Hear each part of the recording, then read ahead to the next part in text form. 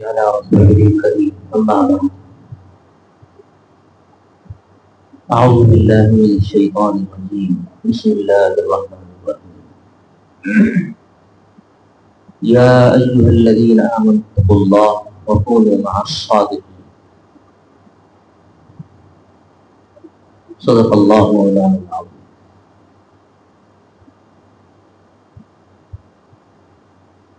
حاضرین مجلس، میری بہت بڑی خوش قسمتی اور سعادت کی بات ہے کہ حاجی صاحب دامت برکاتہم مجھ سے بے انتہا محبت فرماتے ہیں، اور مجھے بھی دلی حاجی صاحب سے بہت زیادہ محبت ہے الحمدللہ۔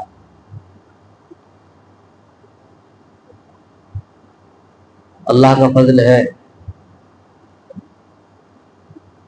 مجھے یہ اعتقاد رہتا ہے کہ میں اپنے مسائل میں حاجی صاحب سے دعا کی بھی درخواست کرتا ہوں، اور الحمدللہ وہ دعائیں قبول ہوئی۔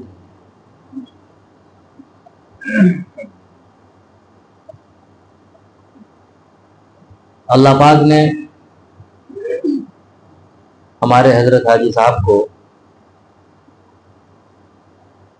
اپنے شیخ کی نسبت اتحادی دی۔ مشائخ سے ان کے مریدین کو مختلف نسبتیں القاء ہوتی ہیں، عطا ہوتی ہیں۔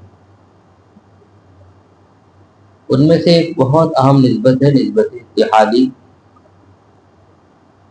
جس طرح سے شیخ کی فکر ہوتی ہے، شیخ کا مزاج ہوتا ہے، شیخ کے دل میں جو باتیں آتی ہیں وہ باتیں سالک کے دل میں بھی، مرید باصفا کے قلب کے اوپر بھی وہ آ جائیں اور ان کا مزاج بھی ایسا ہی ہو جائے۔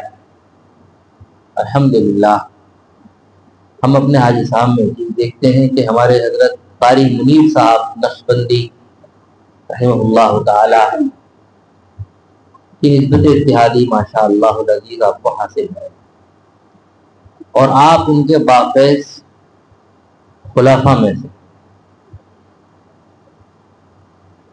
میں نے قرآن پاک کی جو آیت پڑھی ہے، اس آیت کریمہ میں اللہ پاک نے ارشاد فرمایا، اے ایمان والو اتقوا اللہ وکونوا مع الصادقین، تقوی اختیار کرو اور سچوں کے ساتھ رہو۔ سچوں سے مراد اولیاء، یہی صادقین اور کاملین ہیں، اللہ کے برگزیدہ بندے ہیں۔ ان کے ساتھ آدمی تھوڑی دیر بھی اگر رہتا ہے، تھوڑی دیر بھی، تو اپنی زندگی میں اس کا خود فائدہ محسوس کرتا ہے۔ حضرت تھانوی رحمہ اللہ سے فرمایا کرتے تھے کہ آدمی کو اگر کوئی اور صحبت نہ ملے تو مسجد کے مؤذن صاحب کے پاس ہی جا کر بیٹھ جائے تھوڑی دیر، اس سے بھی فائدہ ہوگا۔ اور بڑی صحبت اختیار کرنی ہے تو مسجد کے امام صاحب کے پاس بیٹھ جایا کرے۔ اس کے اوپر پھر اولیاء مشائخ اعظام جو اصحاب نسبت ہیں، جن کے قلوب مجلہ اور مزکہ ہوتے ہیں، جو مجاہدات کی بھٹی میں تپ کر اللہ پاک کی رضا کے راستے میں منزل تک پہنچے ہوئے ہوتے ہیں یا پہنچنے کے لیے کوشاں رہتے ہیں، ان کے پاس جب انسان بیٹھتا ہے تو کس قدر فائدہ ہو۔ ایک جگہ ایک آگ روشن ہوتی ہے، اس کے پاس کوئی بیٹھ جائے تو اس کو بھی تپش محسوس ہوتی ہے۔ اسی طریقے سے اللہ والوں کے دل جو ہے وہ عشق الہی کی گرمی سے لبریز ہوتے ہیں، تو ان کے پاس جو بیٹھتا ہے تو اس کو بھی اس کا کچھ نہ کچھ حصہ حاصل ہوتا ہے۔ اس لیے اللہ پاک نے کہا ان کے ساتھ رہو، کونوا مع الصادقین۔ دنیا میں آج تک صحبت کی تاثیر کا کوئی منکر نہیں رہا ہے، صحبت اپنا اثر ضرور دکھا کر رہتی ہے۔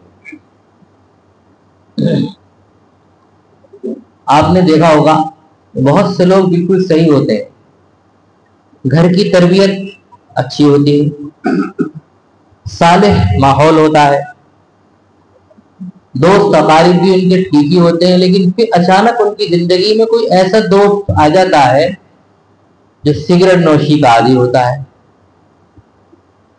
یا کسی بری چال چلن کا عادی ہوتا ہے.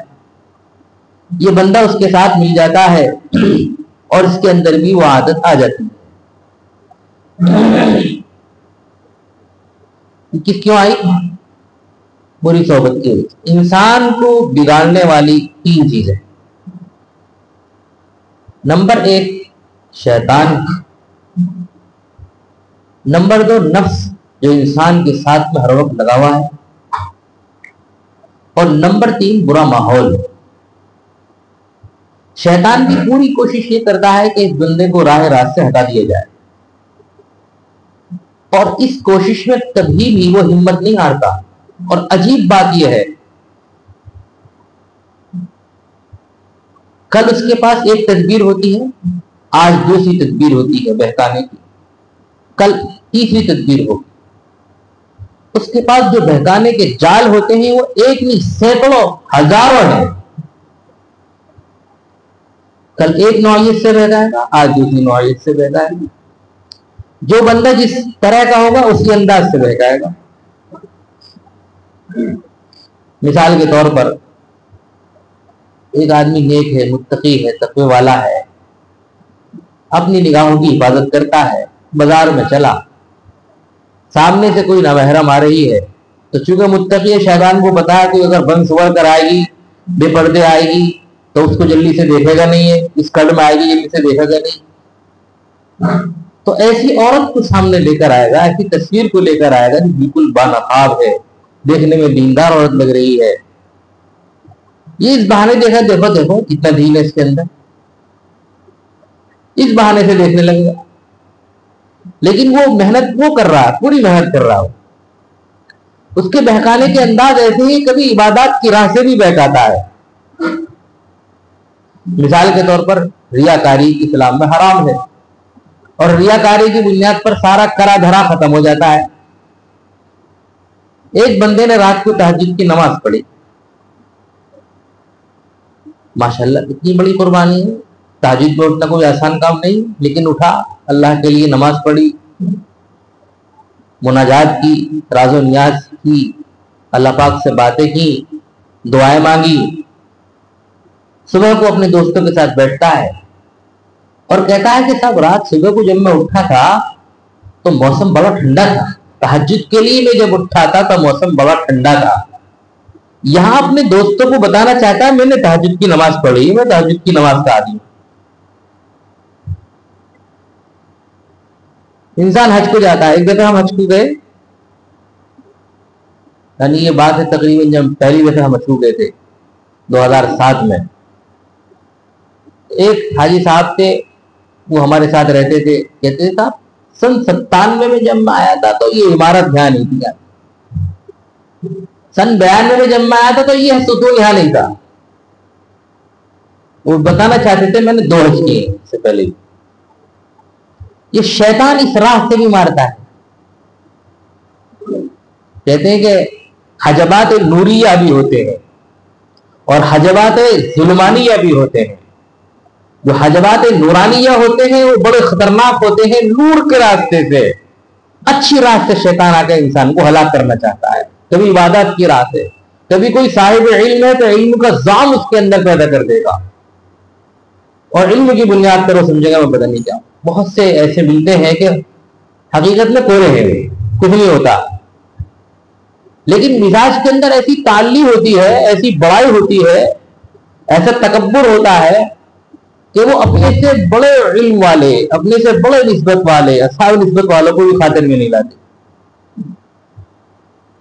شیطان ان کے ہلکے علم کی بنیاد پر بھی ہلاک کر رہا ہے.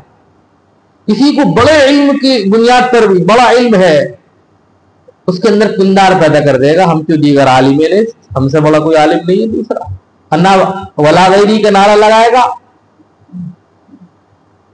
بڑی خطرے کی بات ہوتی ہے. تو انسان کو بگاڑنے والی جو چیزیں ہیں، 3 چیزوں میں سے پہلی چیز شیطان سے ہوشیار رہنا. قرآن پاک نے ایک جگہ نہیں بے شمار جگہ کہا یہ تمہارا کھلا ہوا دشمن. اگر کوئی والد محترم اپنے فرزند کو، اپنے بیٹے کو یہ کہیں بیٹے تو اسکول میں پڑھتا ہے، فلاں بچہ جو تیرے ساتھ تیری کلاس میں تیرے ساتھ میں رہتا ہے، اس کے ساتھ میں رہنا تیرا دشمن ہے، کہیں نہ کہیں دھوکہ دے گا. ایک دفعہ نہیں، دو دفعہ نہیں، تین دفعہ نہیں، جب جب بچے کو موقع ملتا ہے نصیحت کرنے کا، وہ کہتا ہے بیٹا یہ دشمن ہے، بچ کے رہنا. تو بتاؤ بچہ بچے گا نہیں بچے گا؟ اگر نہیں بچا اور وہ حقیقت میں دشمن ہے، اس نے اس کو کہیں پر دھوکے سے لے جا کر نقصان پہنچا دیا،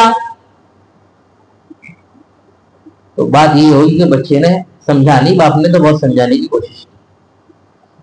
اللہ پاک قرآن پاک میں جگہ جگہ کہتے ہیں کہ لا تتبعوا خطوات الشیطان، شیطان سے بچ کر رہو، یہ کھلا ہوا دشمن. اور دعا بھی بتائی گئی، اعوذ باللہ من الشیطان الرجیم کیا ہے؟ شیطان سے بچنے کی دعا ہے. صبح کو کوئی 10 دفعہ پڑھ لیتا ہے، کتنی دیر لگتی ہے؟ تو شام تک شیطان سے اللہ پاک حفاظت فرماتے. اسی طرح صبح کو 10 دفعہ سورہ اخلاص اگر آپ پڑھ لیں تو شام تک شیطان سے حفاظت رہتی. اور 200 دفعہ کلمہ لا الہ الا اللہ کی تسبیح آپ پڑھ لیں، 10-15 دفعے کے بعد محمد رسول اللہ ملا لیں. اس کا فائدہ بھی ہے کہ شام تک گناہوں سے حفاظت رہتی ہے. گناہ میں مبتلا کون کرتا ہے؟ شیطان کرے گا یا نفس کرے گا، یہ برا ماحول. دوسری چیز جس سے انسان ڈگر میں نہیں رہتا وہ اس کا نفس ہے. نفس انسان کے ساتھ میں ہر وقت لگا ہوا ہے، اور شیطان جو انسان کو دھوکے میں مبتلا کرتا ہے زیادہ تر اسی نفس کی بنیاد پر کرتا ہے. اس لیے اس سے بھی ہوشیار رہنے کی ضرورت ہے اور دعا کرنی ہے اللہ پاک نفس کی شرارتوں سے ہماری حفاظت فرمائے. حدیث پاک میں دعا ہی ہے، اس کو آپ اپنی دعا میں شامل کریں. اللہم آت نفسی تقواہا وزکیہا انت خیر من زکاہا انت ولیہا مولاہا. یہ اللہ میرے نفس کا تزکیہ فرما دیجیے. اللہم آتی نفسی تقواہا، میرے نفس کو اس کا تقوی عطا فرما دیجیے. وزکیہا، اس کا تزکیہ فرما دیجیے، اس کی اصلاح فرما دیجیے. انت خیر من زکاہا، آپ ہی سب سے بہتر اس کا تزکیہ فرمانے والے. انت ولیہا مولا، آپ ہی اس کے مالک ہیں. خالق و مالک تو اللہ ہی ہے، تو اللہ ہی سے کہیں گے. آپ صلی اللہ علیہ وسلم کی دعاؤں میں دعا ہے یا حی یا قیوم برحمتک استغیث اصلح لی شأنی کلہ ولا تکلنی الی نفسی طرفۃ عین. اے وہ ذات جو ہمیشہ سے زندہ ہے اور جس نے پوری کائنات کو تھام رکھا ہے، یا حی یا قیوم برحمتک استغیث، اے اللہ میں تیری رحمت کے سہارے سے اس سے فریاد کرتا ہوں. اصلح لی شأنی کلہ، میرے تمام احوال کو درست کر دے. ولا تکلنی الی نفسی طرفۃ عین، اور پل بھر بھی مجھے نفس کے حوالے نہ فرما. یہ بہت اہم بات. پل بھر بھی، پل بھر کے یہ پلک جو جھپک رہے ہیں یہ پل بھر ہے. اس کا مطلب یہ ہے کہ پل بھر بھی اگر نفس کے حوالے ہو گئے تو نفس ہم کو بہکا دے گا اور گمراہی میں ڈال دے گا، راہ سے بھٹکا دے گا. تو بڑی خطرے کی چیز ہے. اس لیے دعائیں مانگتے رہیں اور اس سے ہوشیار رہیں. تیسری چیز برا ماحول جو انسان کو بگاڑتا ہے. میں نے مثال دی، اچھا خاصا انسان ہوتا ہے، اچھی تربیت ہے، اچھے گھرانے کا بچہ ہے، برے ماحول میں پھنس گیا تو کہاں سے کہاں پہنچ گیا. آپ بہت سے ایسے شفا خانے، ہسپتال، ہاسپٹل جہاں نشے والے لوگوں کا علاج ہوتا ہے، نشئی لوگوں کا علاج، وہاں جا کر آپ دیکھیں گے تو آپ کو بہت بڑا طبقہ ایسا نظر آئے گا جو اچھے گھرانوں کے بچے ہیں اور ان کو نشے کی لت پڑی. ان کے خاندان میں دور دور تک کوئی نشے کا عادی نہیں ہے، لیکن صحبت بدلے ان کو یہاں تک پہنچا دیا. قرآن پاک نے بھی کہا ہے نیک صحبت اختیار کرو، اتقوا اللہ وکونوا مع الصادقین. نیک صحبت کی تاثیر کا کوئی بھی منکر نہیں ہے. یہ چمیلی کا تیل جو تیار ہوتا ہے، کہتے ہیں کہ تل کے تیل کو چمیلی کے پتوں میں، چمیلی کے پھولوں کے ساتھ رکھا جاتا ہے. چند دن کے لیے. اس کے بعد میں پھر اس تل سے تیل نکالا جاتا ہے. جو تیل نکلتا ہے وہی چمیلی کا تیل ہوتا ہے. حقیقت میں اس کے پھول سے تو وہ تیل نکلتا ہے, کسی نے دیکھا ہے؟ لیکن اس کے پھول کو چند دنوں تک تلوں کے ساتھ رکھا جاتا ہے. تو چند دنوں کی صحبت کا اثر یہ ہوتا ہے کہ چمیلی کی خوشبو تلوں میں آ جاتی ہے. بالکل اسی طرح اگر ہم کسی اللہ والے کی صحبت میں تھوڑی دیر بیٹھتے ہیں تو اس کی صحبت کا اثر ہماری زندگیوں پر آتا ہے. اور چونکہ شیطان مختلف طریقے سے بہکا رہا ہے, رات دن اس کا مشغلہ ہی ہے, نفس ہمارے ساتھ میں لگا ہوا ہے, اور ہم میں سے ہر شخص نہیں سمجھ سکتا کہ نفس کس کس طریقے سے بہکائے گا, شیطان کس کس راہ سے ہم کو راہ سے ہٹائے گا. جو لوگ اس راہ میں محنت کیے ہوئے ہوتے ہیں وہ بتاتے ہیں. تو ہمیں غنیمت جاننا اپنے شیخ کو, اور یاد رکھنا یہ ایسی راہ ہے کہ اس راہ میں شیخ اگر آپ کا کامل بھی نہیں ہے, اللہ نہ کرے ایک بات کہہ رہا ہوں, اگر کامل بھی نہیں ہے لیکن آپ اخلاص کے ساتھ اگر اس سے لڑے اللہ کے لیے تو اللہ تعالیٰ آپ کو منزل تک پہنچا دیں گے. اس کی ایک مثال لکھی ہے کسی زمانے میں, اور میں اپنے لیے, مجھ سے بہت سے نوجوان ماشاءاللہ تعلق رکھتے ہیں, تو میں ان نوجوانوں کو اپنے لیے ایک قصہ سناتا ہوں. بھائی دیکھو بھائی, اگر تم اخلاص کے ساتھ میرے پاس آتے ہو تو تمہیں فائدہ ہوگا. میری مثال تو ایسی ہے کہ ایک ڈاکو تھا. جب تک اس پر کے پاس طاقت تھی, ہمت تھی, حوصلہ تھا, وہ ڈاکے ڈالتا رہا. بڑے بڑے ڈاکے ڈالے اس نے, لیکن جب اس کے پاس ہمت ختم ہو گئی, بڑھاپا آ گیا, کمزور ہو گیا, اس نے سوچا تلوار اٹھ نہیں سکتی, ڈاکے ڈال نہیں سکتا, چلو کہیں بیٹھ جاتے ہیں, پیری فقیری کی لائن پکڑ لیں, روزی روٹی کا مسئلہ حل ہو جائے. تو ایک گاؤں کے باہر اس نے ایک جھونپڑی ڈال لی, اپنی ایک کٹیا بنا لی, اور اس میں بیٹھ کر وہ اللہ اللہ کرنے لگا. جب کوئی آدمی اس طریقے سب سے کٹ کر اس طریقے سے بیٹھتا ہے تو لوگوں کی توجہ ہوتی ہے. بابا نے دیکھا بھائی کوئی اللہ والا آدمی آیا, الگ بیٹھا ہے, پھر ان کے پاس جاتے ہیں, پوچھا حضرت کہاں سے آئے, کیسا ہے؟ کچھ نہیں, بس میں تو اللہ اللہ کر رہا ہوں, لوگوں کے لیے دعا کرتا ہوں. تو حضرت ٹھیک ہے, جب آپ اللہ اللہ کر رہے ہیں تو آپ کے لیے کھانا ہماری بخشش گزاری ہو جائے, روزی روٹی کا انتظام ہو گیا حضرت کا. لوگوں نے کہا بھائی حضرت ہر وقت اللہ اللہ کرتے تو کیوں نہ ہم حضرت سے اللہ اللہ سیکھیں. اب لوگ آئے سیکھنے کے لیے, وہ کہتے ہیں تم درود شریف پڑھ لو, تم استغفار پڑھ لو, تم تیسرا کلمہ پڑھ لو, تم پہلا کلمہ پڑھ لو. اور اللہ کے ذکر میں اللہ نے طاقت رکھی, اثر رکھا ہے. یہ اللہ کا نام لینا انسان کو آگے تک پہنچا دیتا ہے, اللہ تک, اللہ سے ملا دیتا ہے. صرف سب سے اللہ کی تاثیر کے بارے میں ایک دفعہ ابو علی سینا حضرت خواجہ ابو الحسن خرقائی رحمۃ اللہ علیہ کی بارگاہ میں, یہ کہنا چاہیے ان کی خانقاہ میں بیٹھے ہوئے تھے. ابو علی سینا بہت بڑے حکیم ہیں, فلسفی ہیں, اور ان کی پہنچ اس وقت کے بادشاہوں وزیروں تک تھی. خواجہ ابو الحسن خرقائی نقشبندی سلسلے کے بڑے مشائخ میں سے ہیں. تو حضرت لفظ اللہ کے فوائد بتا رہے تھے. لفظ اللہ میں اس کو کہو گے تو یہ فائدہ, یہ فائدہ, یہ فائدہ, دل کی دنیا بدل جائے گی, روشن ہو جائے گا انسان, منزل تک پہنچ جائے گا, اللہ کا تعلق خاص, مختلف فائدے بتا رہے تھے. تو ابو علی سینا جو بیٹھے ہوئے تھے وہ کہنے لگے حضرت میری سمجھ سے باہر ہے کہ صرف اللہ اللہ کہنے میں اتنے فائدے. خواجہ ابو الحسن خرقائی رحمۃ اللہ علیہ نے ان کی بات سن لی اور پھر اپنی بات جاری رکھی. تھوڑی دیر کے بعد میں جو بیٹھے تھے ان سے کہا اے گدھے, کیا کہا؟ گدھے. ابو علی سینا کو گدھا کہا جائے جو جس کی پہنچ بادشاہوں تک ہے, وزیر کا مرتبہ اس کو حاصل ہے, اور ایک فقیر درویش آدمی کرائے گدھے, تو کیا اثر ہوگا؟ تو چہرے کا رنگ بدل گیا, لال پیلا جسے غصے میں ہوتا ہے, شرمندگی میں ہوتا ہے, بدل گیا چہرے کا رنگ. حضرت نے کہا کیا ہوا بھائی حکیم صاحب, کیا ہوا؟ میں نے گدھا ہی تو بولا ہے. گدھا تو بولا ہے کہ گدھا کیسا لفظ ہے؟ کہنے لگے جب لفظ گدھے میں اتنا اثر ہے کہ آپ کے چہرے کا رنگ بدل سکتا ہے تو لفظ اللہ میں کتنا اثر ہوگا. اس لیے اہل اللہ کے یہاں لفظ اللہ کے ذریعے خوب ذکر کرایا جاتا ہے, خوب ذکر کرایا جاتا ہے. اللہ نے اس میں اثر رکھا ہے. بہت اثر رکھا ہے اللہ پاک نے. اس لیے کہا گیا کہ ماحول اپنا اچھا رکھنا اور بزرگوں کی صحبت، بالخصوص آپ کا کسی شیخ سے تعلق ہے، آپ کا ہمارے حضرت سے تعلق ہے، حاجی صاحب سے،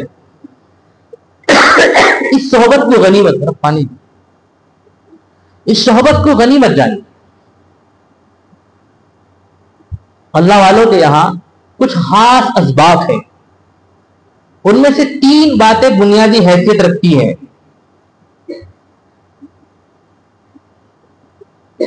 جزاک اللہ.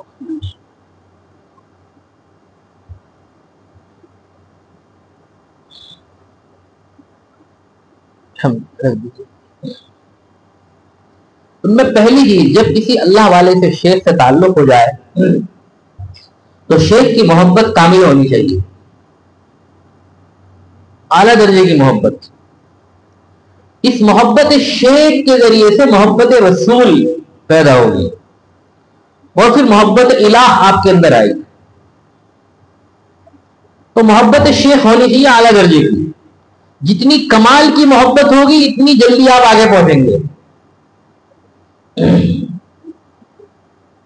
میں نے اس راہ کے لوگوں کو دیکھا ہے ماشاء اللہ العزیز کہ اپنے شیخ سے ایسی محبت کرتے ہیں کہ ان کا گھر میں دل نہیں لگتا ہے تب شیخ کو نہ دیکھیں.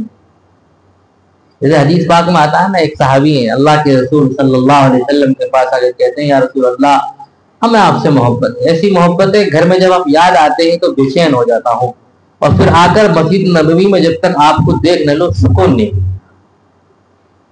چین نہیں آتا. آپ کو دیکھ لیتا ہوں تو دل ٹھنڈا ہو جاتا ہے. تو اعلیٰ درجے کی محبت کے بعد دوسرا درجہ ہے اطلاع احوال کا. اپنے احوال کی اطلاع دیتے رہو کہ ہمارے حالات کیا ہیں. کبھی کبھی ایسا ہوتا ہے اسلام میں 10 سال بیت ہوتے ہو جاتے ہیں اور وہیں کے وہیں ہیں. زندگی 10 سال پہلے جہاں تھی آج بھی وہی. حالانکہ یہ لکھا ہے مشائخ کے یہاں اذا ساوا یوما فهو فی الخسران، جس کے 2 دن ایک ساتھ برابر ہو جائے، ایک سے ہو جائے، وہ نقصان میں. مطلب آج کا دن کل سے بہتر ہونا چاہیے، آنے والے کل کا دن آج سے بہتر ہونا چاہیے، ایمان کے لحاظ سے، عقائد کے لحاظ سے، اعمال کے لحاظ سے، اعمال کی نورانیت کے لحاظ سے، روحانیت کے لحاظ سے، باطنی کیفیات کے لحاظ سے، اللہ کے تعلق کے لحاظ سے. جو کل کا آج بھی وہی، بلکہ اللہ والے تو یہاں تک کہتے ہیں جس کی 2 نمازیں ایک سی ہے وہ نقصان میں. عشاء کی نماز میں جو کیفیت، جو تعلق مع اللہ فجر میں بڑھ جانا چاہیے. پھر ظہر میں جو ہے وہ فجر کے مقابلے میں آگے ہونا چاہیے. عصر میں ظہر کے مقابلے میں آگے ہونا چاہیے. تو ہمیں اپنے شیخ کو اپنے حالات کی اطلاع دیتے رہنا. یہ حالت چل رہی، میری یہ حالت چل رہی، یہ حالت چل رہی. اور کبھی بھی دل میں بدگمانی نہیں آنا. میں نے کہا اس راہ کے اندر شیخ، اگر جیسے میں قصہ سنا رہا تھا آپ کو، ڈاکہ خدا نہ خواستہ ایسا بھی ہو جیسے میں نے بتایا کہ ایک ڈاکو ہے اور آ کے جھوپڑی میں بیٹھ گیا، اللہ اللہ کرنے لگا، لوگ آ کے اس کے پاس اللہ اللہ سیکھنے لگے. اب اللہ کے نام میں ایک اثر ہے، میں بتا رہا تھا آپ کو، اللہ کے نام میں کیا ہے؟ ایک اثر ہے، ایک تاثیر ہوگی. تو اس اللہ کے نام کے اثر سے یہ ہوا کہ جو مریدین اور سالکین آئے وہ سب اونچے مقامات تک پہنچ گئے، کشف و کرامات بھی حاصل ہونے لگی. ایک دن انہوں نے سوچا کہ شیخ کے ذریعے سے ہم کچھ سیکھ رہے، ہمیں اپنے اونچے مقامات کا علم ہے، چلو شیخ کا مقام بھی دیکھتے کہاں ہے. تو سب نے مراقبہ کیا، مراقبہ کیا، پتہ لگا شیخ کا تو مقام مل نہیں رہا. شیخ کا مقام ہو تو ملے، وہ تو ڈاکو تھا. لیکن یہ کیونکہ ذکر کرتے تھے تو ان کے اندر ادب آ گیا تھا. اللہ کا ذکر کرتے کرتے کیا آ گیا تھا؟ ادب آ گیا تھا. ان کے ذریعے سے پہنچے ہیں یہاں تک. اسی ادب سے کہا حضرت ہم نے دیکھا کہ ہمارا ایک مقام ہے اور ہم نے آپ کا مقام دینے کی کوشش کی، ہمیں نظر نہیں آیا، شاید ہماری رسائی نہیں ہے، ہماری پہنچ نہیں ہے، بتا دیجیے آپ کا مقام کہاں ہے. یہ ادب کی بات ہے. تو اب یہ بھی چونکہ ساتھ ساتھ ذکر کر رہے تھے تو ان کے اندر بھی ذکر کرتے کرتے اخلاص آ چکا تھا. ذکر کا ایک فائدہ کیا ہوتا ہے؟ ذکر کرتے کرتے کیا آ جاتا ہے؟ اخلاص آ جاتا ہے, ریاکاری ختم ہونے لگتی. تو ان کے اندر بھی اخلاص آ چکا تھا. اب یہ رونے لگے, کہنے لگے بھائی میری حقیقت تو یہ ہے کہ میں ڈاکو تھا اور میں نے اس لیے راہ اختیار کی کہ روزی روٹی کا مسئلہ حل ہو جائے گا. اب تم لوگ آئے ہو, وہاں تک پہنچ گئے ہو, ایسا کرو تم ہی میرے لیے دعا کرو اور مجھے تو اپنے ساتھ آگے تک لے جاؤ. تو یہ سالکین تو پہنچ گئے تھے ماشاءاللہ مریدین, تو انہوں نے پھر اپنے شیخ پر توجہات ڈالی, اللہ پاک سے دعائیں کی, اب شیخ بھی پھر آگے تک پہنچ. تو یہ راہ ایسی ہے, اس میں بدگمانی نہیں ہونا شیخ سے. خدا نہ خاصتے اگر شیخ خدا نہ ایسا ہی ہے جیسے کہ ہم نے مثال دی ہے, لیکن آپ میں اگر اخلاص ہے تو آپ کو منزل مل جائے گی. لیکن آپ کا شیخ اگر سب سے بڑا دنیا کا ولی کامل ہے, اعلیٰ درجے کا, اور آپ غیر مخلص ہیں تو آپ کہیں کے بھی نہیں رہیں گے, کچھ نہیں مل ہاتھ آنے والا. یہاں جو کچھ ملتا ہے وہ اخلاص سے ملتا ہے. احسانی کیفیات بھی آتی ہے, اخلاص کی بنیاد پر آتی ہے. یہ ایک انتہائی ضروری چیز ہے. تو اپنے حالات کی اطلاع اپنے شیخ کو دیتے رہے, اور پھر جب اطلاع کے بعد میں وہاں سے کچھ حکم ہو تو اس کی تعمیل کریں. وہاں سے کچھ بتایا جائے, وہاں سے کچھ تجویز ہو تو آپ اس کی تعمیل کریں. یہ آپ کام کریں گے تو آگے بڑھیں گے, مقصود حاصل ہوگا. مقصود کیا ہے بتاؤ؟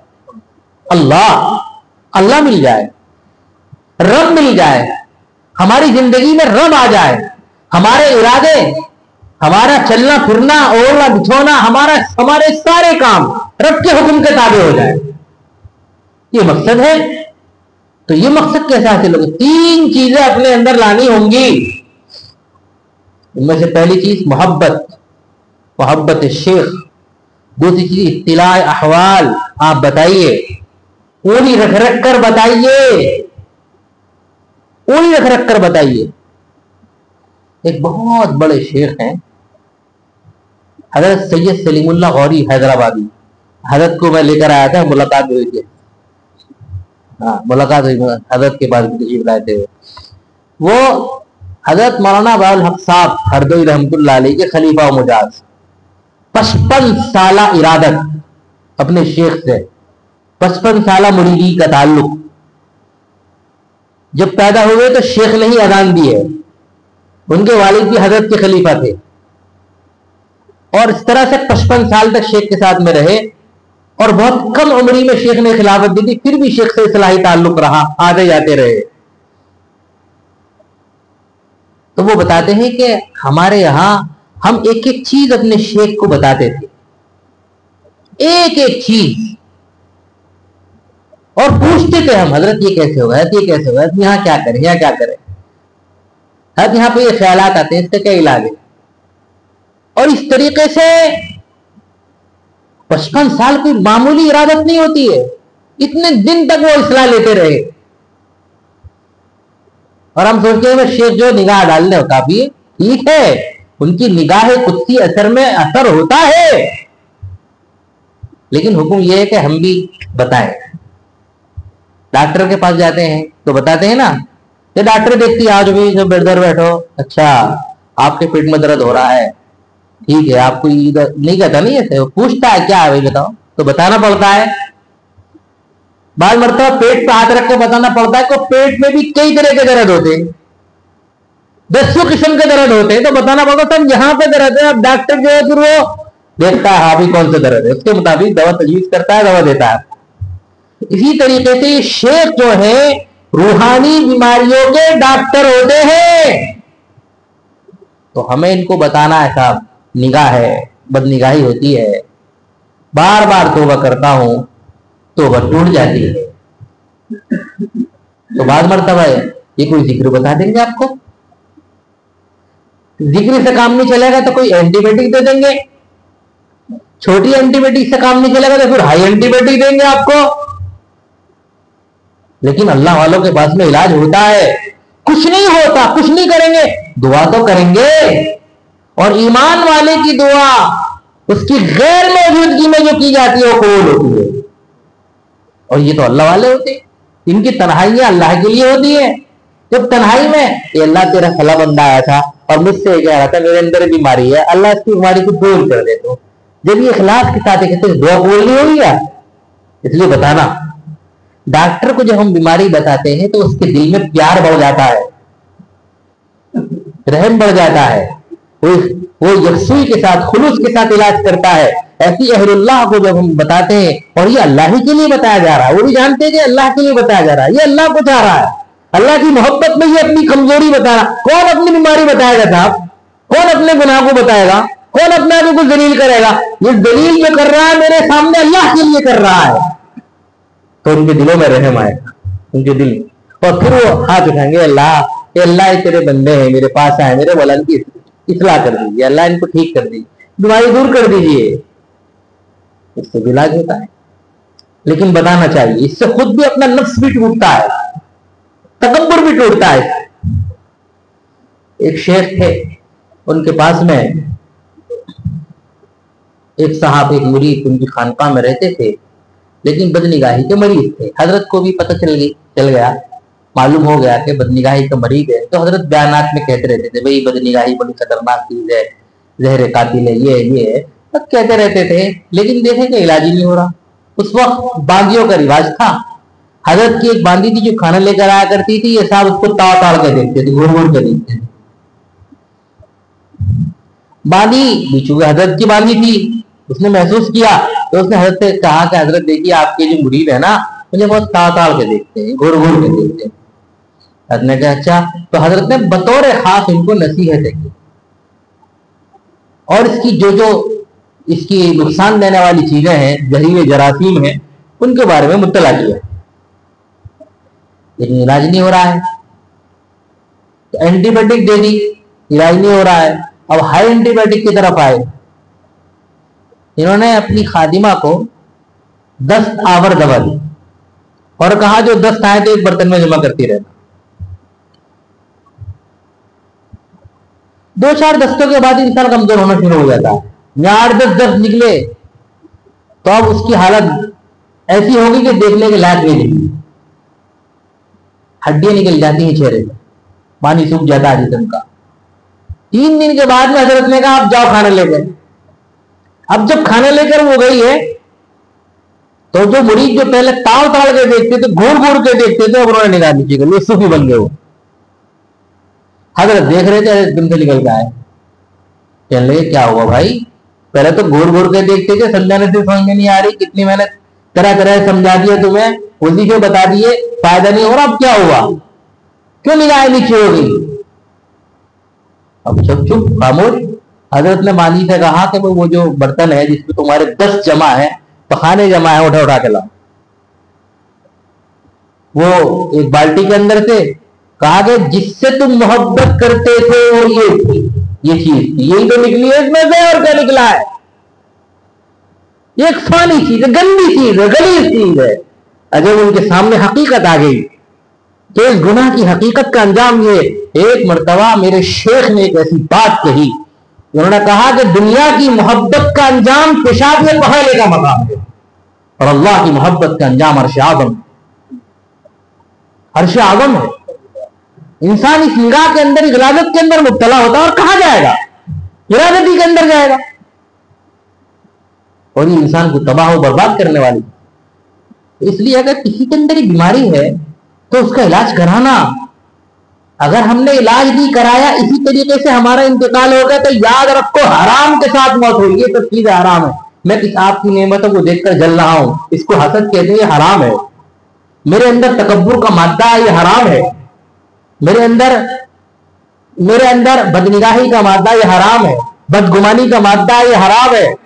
بد زبانی ہے, یہ حرام ہے. یہ سب چیزیں حرام. میں دل میں غصہ رکھتا ہوں. آج کل ایسا ہو گیا, دل میں غصہ رکھنے کا رواج بہت ہو گیا, جس کو کینہ بولتے ہیں, یہ حرام ہے. حضرت امام ابو حنیفہ رحمۃ اللہ علیہ نے کہا تھا کہ آج میں دیکھ رہا ہوں لوگوں کی ایک بڑی تعداد کے ایمانی کی حالت میں مر رہے. کب کی بات ہے یہ؟ تابعین کے زمانے میں. امام ابو حنیفہ علیہ الرحمۃ تابعی ہیں, ان کے زمانے کی یہ بات ہے. ان کے زمانے کا مطلب इंतहाई बाबरकत जमाना। अल्लाह के रसूल सल्लल्लाहु अलैहि वसल्लम ने फरमाया खैरुल कुरूनी करनी, सबसे बेहतरीन जमाना मेरा जमाना। सुम्मल लदीना यलूनहुम सुम्मल लदीना यलूनहुम, फिर सहाबा का, फिर ताबईन का जमाना। तो मैक्सिमम चीज फिर झूठ फैल जाएगा, बगावत फैल जाएगी, फसाद फैल जाएगा, जमाने से बरकतें खत्म हो जाएगी। एक अल्लाह वाले थे, नान बाई थे। नान बाई समझते, रोटी पकाकर बेचते थे। दुनिया के बहुत सारे मुल्कों में रोटी घरों में पकाने का रिवाज नहीं है, ये हमारे इस इलाके में ज्यादा है। यूपी के इस इलाके में, दुआबे का जो इलाका है ना, ये यहाँ पर मर्द जो है वो रोटी खाएंगे, घर की खाएंगे, बाहर की नहीं खाते जल्दी। मजबूरी में बाहर की रोटी मंगाई जाती है, मेहमान ज्यादा आ गए, घर में तबीयत ठीक नहीं, घर की रोटी।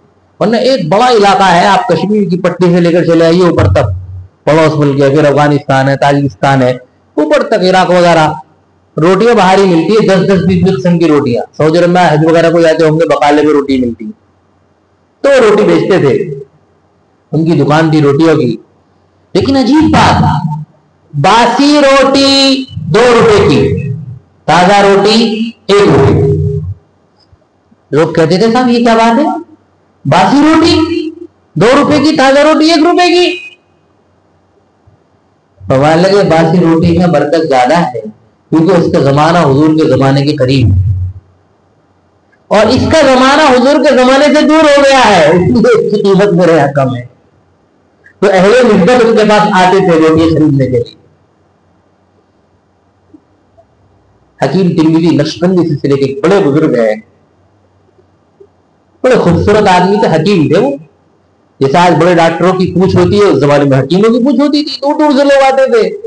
नौजवानी का जमाना था, अपने क्लिनिक पे बैठे हुए, मतम में बैठे हुए, एक औरत उन पर फरेफ्ता हो गई, आशिक हो गई, और तन्हाई का देखकर उनके मतम में आई इलाज के बहाने, और उनसे उसने नाजायज ख्वाहिश का इजहार किया।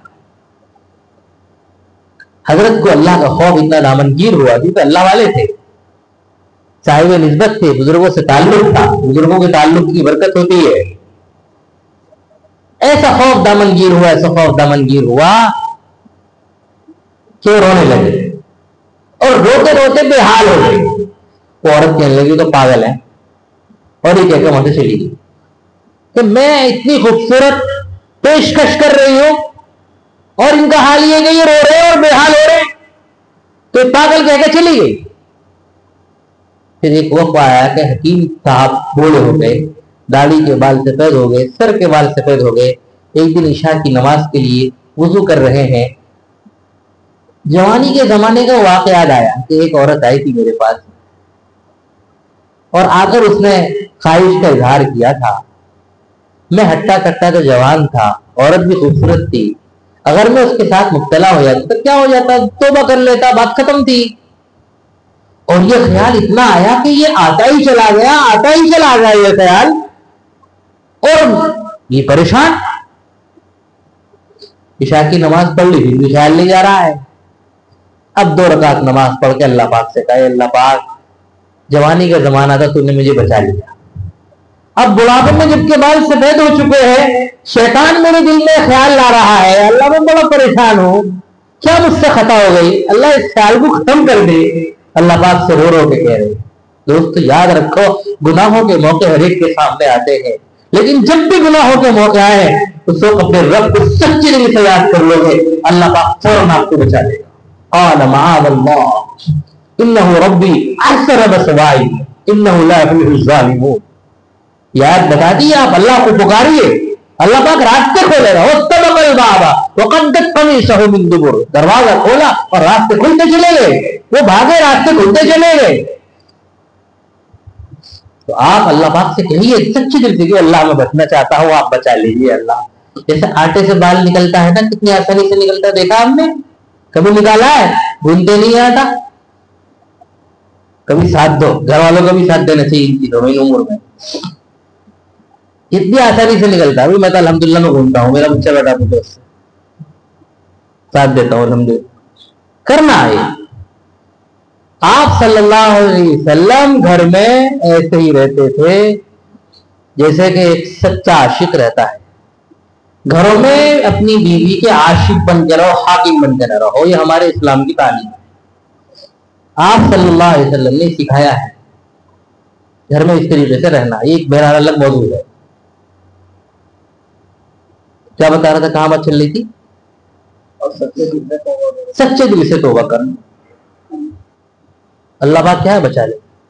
حکیم ترمذی رحمۃ اللہ علیہ نے اللہ پاک سے کہا، اللہ پاک جوانی میں تو آپ نے بچا لیا، بڑھاپے میں خیال آ رہا ہے، اور یہ دعا مانگتے مانگتے سو گئے. خواب میں اللہ کے رسول صلی اللہ علیہ وسلم کی زیارت ہوئی. اللہ کے رسول صلی اللہ علیہ وسلم نے کہا، حکیم ترمذی کیا بات ہے؟ تو یہ دامن سے لگے. رسول اللہ صلی اللہ علیہ وسلم کے دامن مبارک سے چمٹ گئے. کہا، یا رسول اللہ آپ دیکھیے داڑھی کو. کہا اس داڑھی کے بال سفید ہو گئے.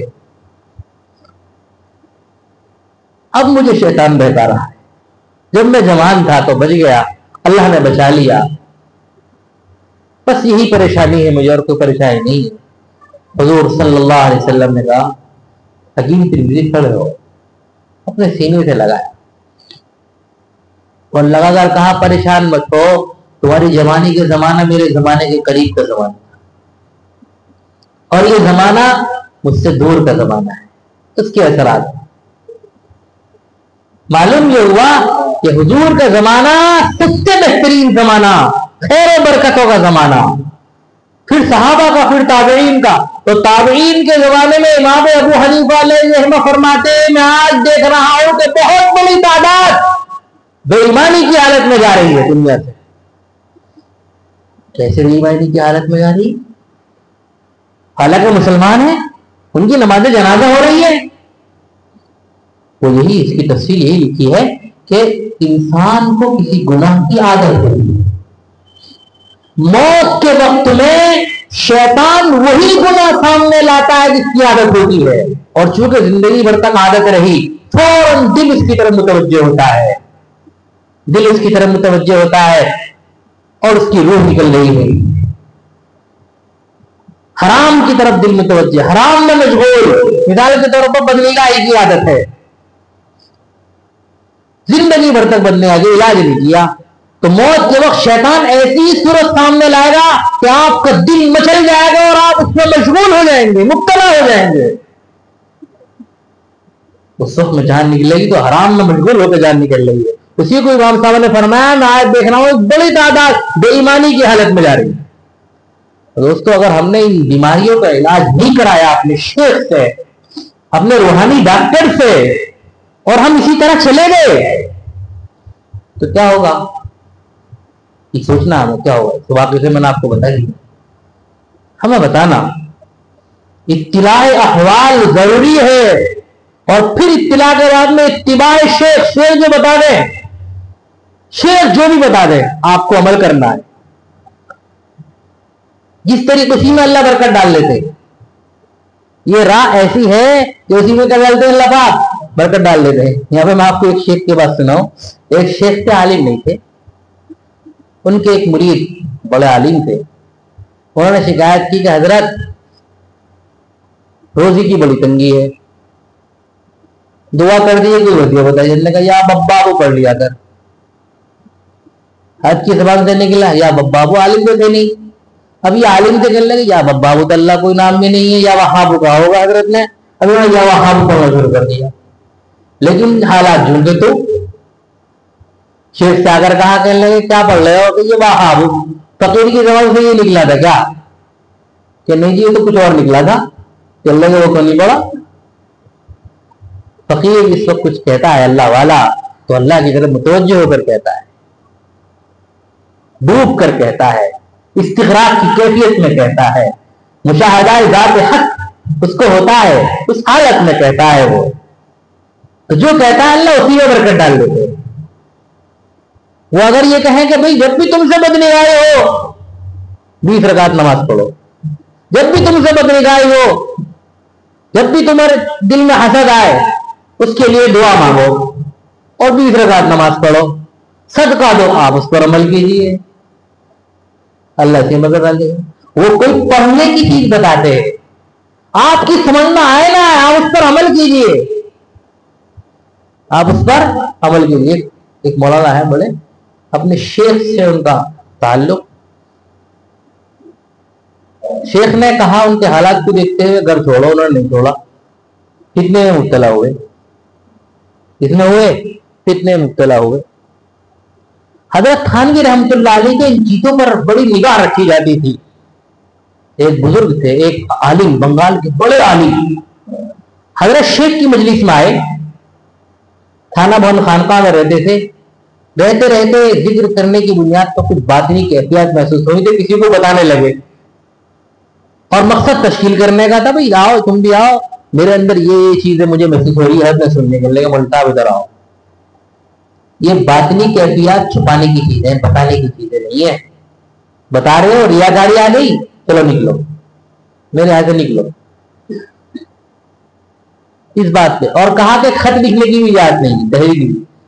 وہ سمجھدار تھے، وہ قریب کی ایک مسجد میں چلے گئے، روئے دھوئے اللہ سے معافی مانگی، اللہ سے معافی مانگی۔ معافی مانگنے کے بعد میں پھر کسی کے ذریعے سے تحریر بھیجی، حضرت نے کہا میرے دل میں آ رہا ہے، انہوں نے سچی توبہ کی، بلاؤ۔ پھر حضرت کے ساتھ رہے اور کامل برکت نکلے، بنگال پہنچے اور بہت فائدہ ہوا ان سے، بہت فائدہ ہوا۔ اگر شیخ ڈانٹے بھی آپ کو تو یہ نہ سمجھو بس ہم اب تو ہوگا معاملہ ختم ہمارا، وہ ڈانٹ رہا ہے آپ کے لیے، آپ کی اصلاح کے لیے۔ آپ فوراً اللہ کی طرف متوجہ ہوئے، اللہ ہمارے شیخ ہم سے ناراض ہو گئے، اللہ پاک ان کو راضی کر دیجیے، اللہ راضی کر دیجیے، اللہ کیا ہوگا، اللہ راضی کر دیجیے۔ آپ فوراً اللہ کی طرف متوجہ ہوئے۔ حضرت سید سلیم اللہ صاحب بتا رہے تھے کہ حضرت شاہ ابا الحق صاحب کی خلافت ملنے کے بعد، خلافت ملنے کے بھی 10 سال کے بعد، جب کہ ان کے بھی بہت سارے لوگ چاہنے والے ہو گئے، حضرت کی خانقاہ میں گئے ہردوئی، سلام زور سے نہیں کیا، آہستہ سے کیا، تو حضرت کے ایک چیزوں بڑی روک ٹوک تھی۔ حضرت نے کہا سلیم اللہ باہر جاؤ، باہر جاؤ۔ چھوٹے موٹے آدمی، گورنمنٹ آفیسر تھے وہ، اور حضرت کے خلیفہ تھے۔ سلیم اللہ باہر جاؤ، باہر جاؤ۔ حضرت نے باہر بھگا دیا، کہا باہر دور جاؤ، وہاں جا کر وضو خانہ وہاں کھڑے ہو۔ حضرت پر ہمارے میں اللہ دعا کرو، اللہ معاف کر دو، پر رو رہا ہوں، تکلیف میں تر ہو رہا ہوں، اللہ سے معافی مانگو۔ حضرت کا دل نرم کر دے، اللہ میری جو غلطی ہے اللہ معاف کر دے، اللہ جو بھی، اللہ کی طرف 15-20 منٹ تک روتے رہے۔ نگاہ باؤ اندر، دل میں بات آ گئی تھی، کیا غلطی ہوئی تھی؟ السلام علیکم ورحمۃ اللہ۔ حضرت نے کہا اب بھی تو سلام کیا ہے، تم نے سنت کیوں بتایا؟ اللہ والوں کے ہاں یہ چیزیں ہوتی ہے، ہمیں اطلاع بھی کرنا اور اتباع بھی کرنا۔ حضرت تھانوی رحمۃ اللہ علیہ نے ایک مرید کو ڈانٹا اور کہا بھاگ جاؤ ادھر سے۔ وہ بھاگنے لگے، جانے لگے، دیکھا کہ تو الگ راستے میں، ادھر کہاں جا رہے ہو؟ مسجد کی طرف جاؤ۔ حضرت نے دیکھا کہ یہ چلا گیا ادھر کو تو کہوں جائے گا سیدھے، ارے ادھر کہاں جا رہا ہے؟ مسجد میں جا۔ تو ہمیں اپنا رخ اللہ کی طرف کرنا ہے نا، اس کی طرف کرنا، اللہ کی طرف۔ شیخ اگر ڈانٹتے ہیں تو اللہ کے لیے ڈانٹتے ہیں، وہ جو کہتے ہیں اللہ کے لیے کہتے ہیں، ان کا مقصد صرف یہ کہ ہم سب اللہ سے جڑ جائیں۔ اہل اللہ کے ہاں حضرت مولانا یعقوب صاحب رحمۃ اللہ علیہ دیون کے پہلے سے مدرس تھے، طالب علم کو مار رہے تھے، تو حضرت اللہ کے واسطے معاف کر دو، اللہ کے واسطے معاف کرو۔ حضرت نے کہا اللہ کے واسطے ہی تو مار رہا ہوں تجھے، میں کس لیے مار رہا ہوں؟ اپنے لیے مار رہا ہوں۔ نظرات کے یہاں جو کچھ ہوتا ہے اللہ کے لیے، تو محبت بھی ہونا ہے، اطلاع احوال بھی ہونا ہے، اور اتباع شیخ بھی ہونا ہے، اتباع بھی کرنی ہے، سمجھے؟ محبت بھی اعلیٰ درجے کی ہونی ہے۔ اسی کے ساتھ ساتھ کچھ چیزیں، چلتے پھرتے استحضار مع اللہ، اللہ کا دھیان، اللہ مجھے دیکھ رہے ہیں۔ نماز پڑھو تو اللہ کا دھیان، 2 فائدے حاصل ہوں گے۔ پہلا فائدہ طاعات میں لذت پیدا ہوگی، اور دوسرا فائدہ گناہوں سے بچنا آسان ہوگا۔ جب ہر روز خیال ہوگا اللہ دیکھ رہے ہیں، اللہ دیکھ رہے ہیں، تو گناہوں سے بچنا آسان ہوگا نہیں۔ دوسرا کام، سنتوں کی اتباع حضور کی یاد کے ساتھ، سنتوں کی اتباع حضور کی یاد کے ساتھ، سنتوں کی راہ سے بہت جلدی آدمی منزل تک پہنچتا ہے، اس میں اللہ نے برکت رکھی۔ 2 طریقے ہیں وصول اللہ کے، 2 طریقے، ایک جذب والا طریقہ، عام طور پر نقشبندیہ کا یہ ہوتا ہے مراقبات کے ذریعے سے جذب والی کیفیت پیدا کی جاتی ہے، لیکن ایک راستہ سنتوں پر، اور نشبندیہ کے سنتوں پر بہت زیادہ زور دیا جاتا ہے، تو آپ سنتوں میں چھوڑو، راستہ بالکل آسان ہو جائے گا۔ اللہ نے اس میں بڑی برکت رکھی، جس سنت کے بارے میں معلوم ہو جائے، جس طریقے کے بارے میں معلوم ہو جائے، میرے آقا کا طریقہ، آپ دل و جان سے اختیار کرو، زندگی میں برکت آ جائے گی۔ تیسری چیز جو ہے، نگاہوں کا استعمال سوچ کر نیچی نگاہ کرنے چلنے کی عادت ڈالیں۔ دور سے مان لو کہ یہ سالک ہے، پہلے زمانے میں صرف ایک مسترشد مرید ہی ہوتا تھا، ایک علاقے کی اصلاح کے لیے کافی ہوتا تھا، خلیفہ بھی نہیں ہوتے تھے، مرید ہی اس علاقے کی اصلاح کر دیا کرتے تھے۔ تو ہماری چال ڈھال سی معلوم ہو، ہاں بھائی یہ کسی اللہ والے سے جوڑے ہوئے، کنیکشن جوڑا ہوا ہے، تار جوڑا ہوا ہے ان کا۔ جیسے بہت سے اللہ والے ہوتے ہیں، کسی تقریر سن کے مولانا کی، ہاں یہ مولانا کا تعلق کسی سے ہے، تقریر بتا رہی ہے، دنگ نظر آ جاتا ہے۔ تو ہماری چال ڈھال سی معلوم ہو جائے، ہمارا کنیکشن جوڑا ہوا ہے۔ نگاہوں کا استعمال سوچ کر، زبان کا استعمال سوچ کر۔ حدیث پاک میں آتا ہے، بعض مرتبہ بندہ کوئی کلمہ ایسا کہہ دیتا ہے، اسے خیال بھی نہیں ہوتا، لیکن ایک وہی کلمہ اس کو جہنم میں لے جانے کے لیے کافی ہوتا ہے۔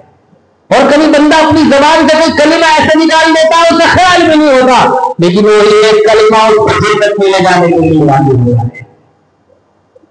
تو یہ زبان ایسی چیز ہے، اس کا ایک بول ہمیں جہنم میں بھی لے آ سکتا ہے، اور ایک بول اس کو جنت میں۔ سوچ سمجھ کر بول، سوچ سمجھ کر۔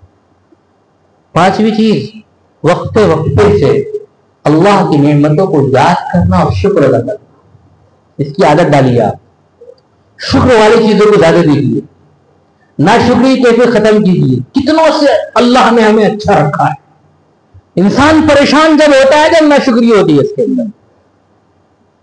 ہمارے بزرگائے نشبند میں حضرت خواجہ بازید مستاوی رحمۃ اللہ علیہ، کون نواقف ہے ان سے، ایک مرتبہ کہیں تشریف لے جا رہے ہیں، راستے میں کسی نے اوپر سے راکھ ڈھکنے کی، گھروں میں دعائیں ہوتا ہے نا، کوڑا پھینکنے کا، یوں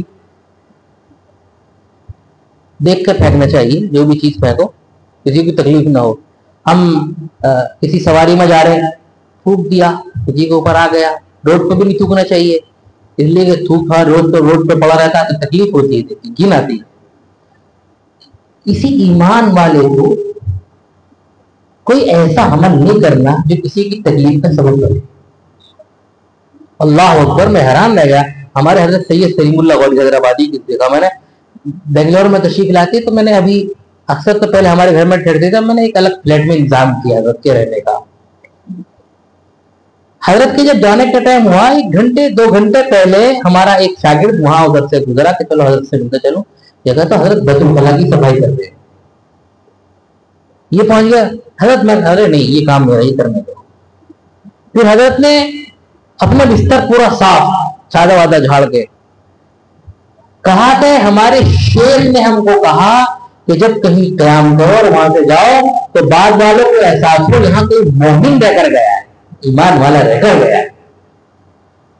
ہماری کسی حرکت سے کسی کو تکلیف نہیں ہونا۔ تو آپ روڈ پہ تھوک رہے، بس سے منہ نکال کے تھوک رہے، ٹرین سے نکال کے، اللہ معاف کرے گٹکے اٹھ کے منہ میں کھا رہے، منہ میں غلاظت بھری ہوئی ہے۔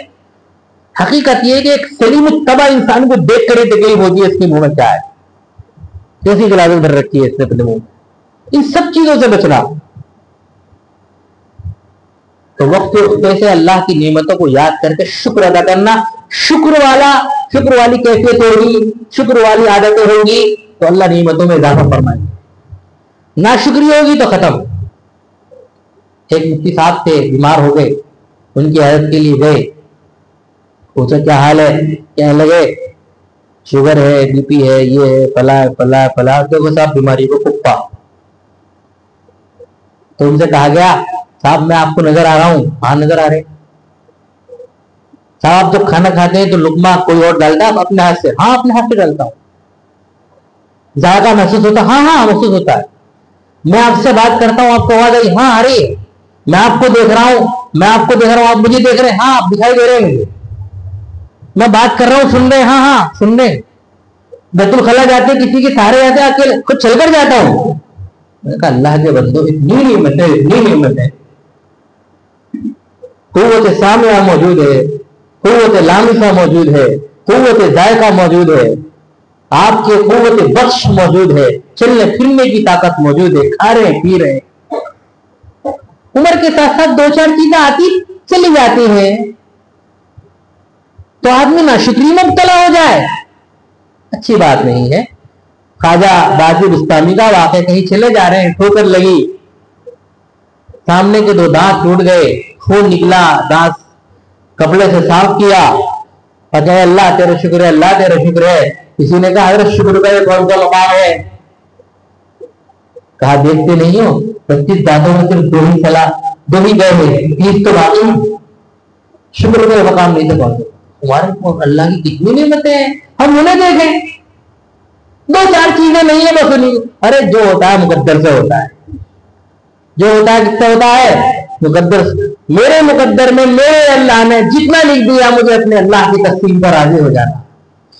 نحن قسمنا بینہم معیشتہم فی الحیات الدنیا، ایک باپ کی دو اولاد دونوں پر برابر کی محنت باپ کرتا ہے، صلاحیت برابر، پوری توجہ برابر، لیکن آپ دیکھیں گے اسی باپ کی اولاد میں فرق، ایک 5 لاکھ روپے مہینے کماتا ہے، ایک نانے شبیلے کا بھی محتاج ہے۔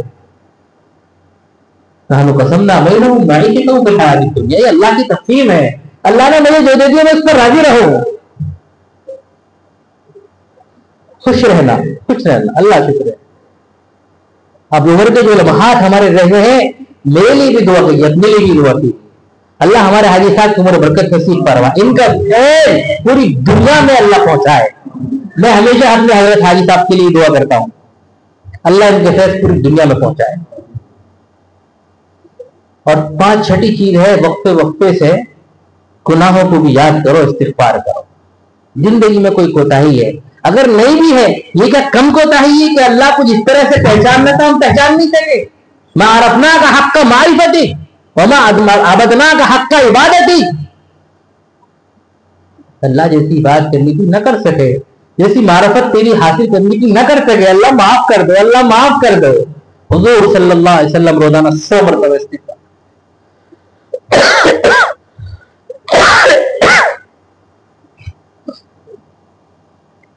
تو استغفار کرنے عادت ڈالے۔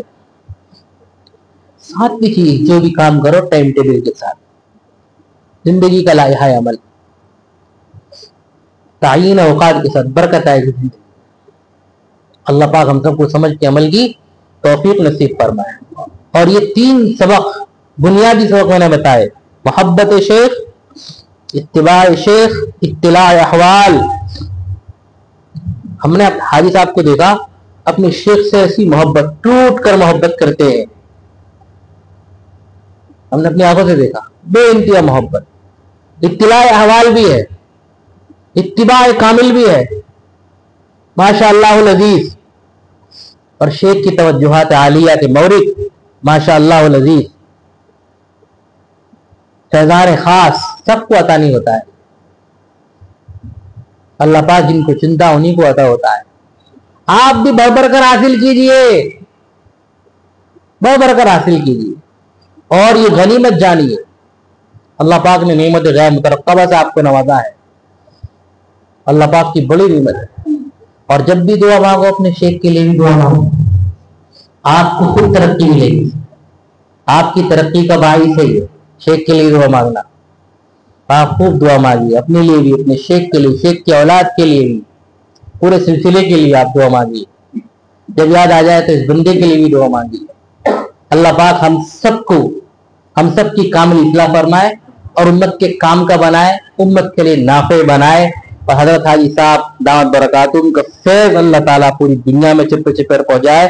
نقشبندیہ سلسلے کی آپ ایک اہم کڑی ہے، اللہ تعالیٰ ان کی فیض و برکات کو عام و تام فرمائے۔ وآخر دعوانا الحمدللہ رب العالمین۔ جی